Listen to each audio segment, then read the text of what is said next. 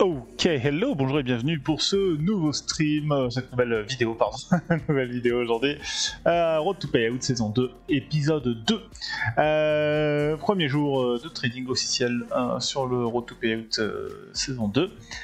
Comme d'habitude, tout ce que je mets dans cette présentation n'est en aucun cas du conseil d'investissement, ça n'engage que moi à ne pas reproduire à la maison. Nous sommes donc le 11 mars 2024 et aujourd'hui on a fait une PNL incroyable de 3 $.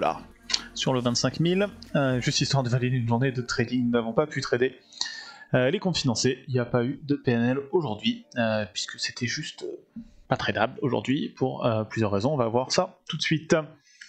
Biais sentiment, biais baissier aujourd'hui, normalement suite à la grosse liquidation de vendredi, donc ça c'est la grosse liquidation de vendredi, et donc on a bien une journée à la baisse, une baisse légère, mais baisse tout de même, donc le biais baissier était ok. Mais globalement il y avait le rollover qui continuait aujourd'hui, donc on continue à passer du volume des contrats de mars sur les contrats de juin, et nous aujourd'hui on était passé sur les contrats de juin, et donc je me suis dit qu'on allait continuer à range, et c'est globalement ce qui s'est passé pendant toute la session. On a rangé pendant toute la session, et en plus on a l'inflation demain à 13h30, donc ça aussi c'était un motif de penser que ça allait continuer à ranger. Les mouvements du matin étaient corrects, somme toute, on avait une belle amplitude, pas forcément facile à trader, mais ça bougeait pas mal, on a eu 120 points de delta avant l'open, donc c'était une matinée correcte, hein, somme toute c'était une matinée correcte. Sentiment à 15h30, on a eu un bel open avec 92 points de delta, mais qui s'est rapidement calmé, on a instantanément commencé à range dans l'OPR, on avait une position OPR et la zone morte 8h30 minuit qui était pas ouf, c'était à peu près la même zone. Et donc du coup, si ça rangeait dans l'OPR, ça veut dire que ça rangeait aussi dans ma zone morte dans laquelle je pouvais pas trader, donc ça c'était pas incroyable. Globalement, j'étais pas incroyablement confiant, je l'ai dit sur le stream, dans le fait qu'on n'aurait pas j'étais pas incroyablement confiant dans le fait d'avoir un setup aujourd'hui, je pense qu'on risquait de ne pas avoir de setup. Et c'est ce qui s'est passé. Niveau les all-time highs qui étaient à 18 691, donc forcément on a changé de contrat. Donc ce changement de contrat fait que on se retrouve... Ce changement de contrat fait qu'on a perdu un petit peu tous les niveaux qu'on avait auparavant, hein, tous les VG qu'on pouvait avoir, tout ça ils sont plus valides puisqu'on est sur des nouvelles données. Donc maintenant on a les all-time highs qui sont à 18 691 sur le contrat de juin, c'était très loin. Très loin, puisque vous voyez l'OPR il était autour des 250 au plus haut, et voilà. 18 691 c'était très loin. On avait la liquidité de l'Asia High qui était à 10 310, et en dessous de cette liquidité là on avait des equal highs 10 points en dessous il me semble, vers les 10 300, 303, quelque chose comme ça. Donc voilà, ces niveaux là vers le haut, mais j'espérais qu'on allait chercher, on n'y a pas été de la journée. Vers le bas on avait la liquidité à 10 075, à 10 070, et on avait un VG haussier 1 heure que je n'avais pas vu, et on me l'a pointé pendant le live, et c'est un très bon niveau qui a bien réagi, mais que du coup j'ai pas exploité puisque du coup je l'avais pas identifié à temps. Donc là vous avez un petit peu les niveaux, là je vous les ai mis sur la droite, donc le FVG que j'ai pas exploité il est là en bas, autour des 10 160. Est-ce qu'on arrive à voir si je me mets de côté? Non, bon ok.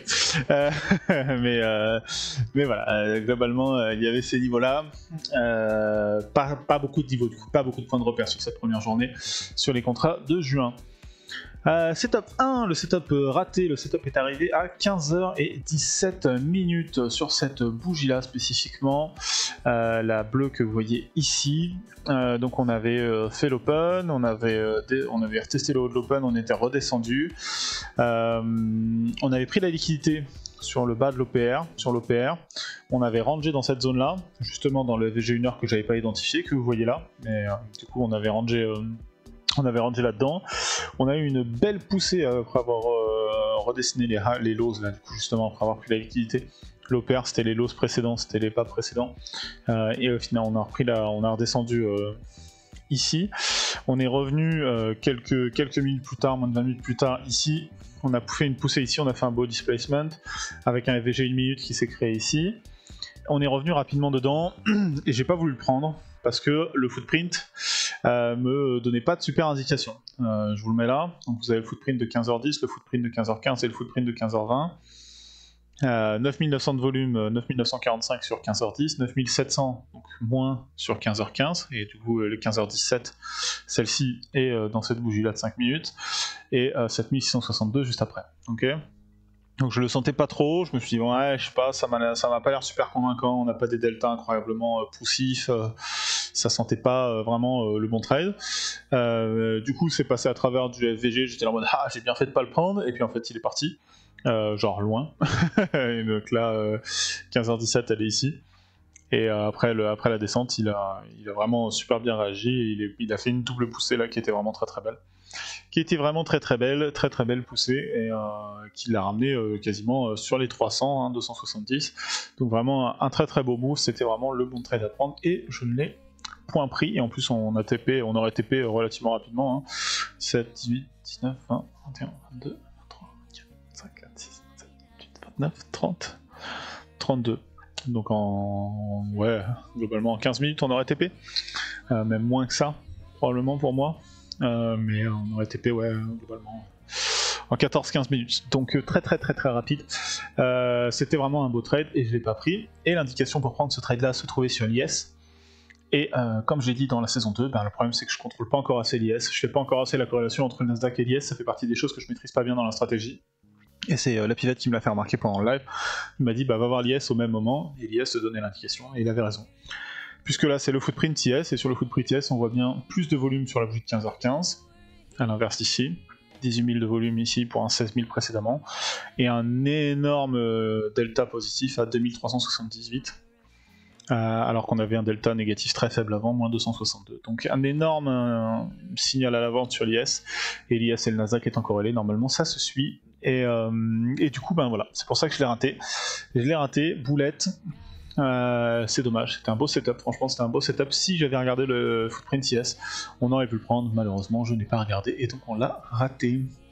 Regrettable. Analyse, le setup était très bon, mais comme dit à l'épisode de lancement de la saison 2, je ne suis pas encore l'IS avec assez de précision, et ça me coûte le trade d'aujourd'hui. Journée extrêmement soporifique dans tous les cas. Peu d'opportunités viables, même tard, et globalement je pense que c'était la bonne décision que de ne pas forcer de trade aujourd'hui. Sur une note positive, on n'a pas pris d'un trade nul de l'autre côté, donc c'est déjà ça. Et l'Eval a pris 3$ et valide ainsi une seconde journée de trading. Donc voilà, rien de bien ouf sur cette journée, une journée plutôt calme, mais ça valait quand même le coup de regarder. Comme d'hab, si ce format vous plaît, pensez à liker, pensez à vous abonner, et let's go to the payout. On se retrouve demain pour la prochaine session de trading. Bonne soirée tout le monde, et à demain, ciao ciao.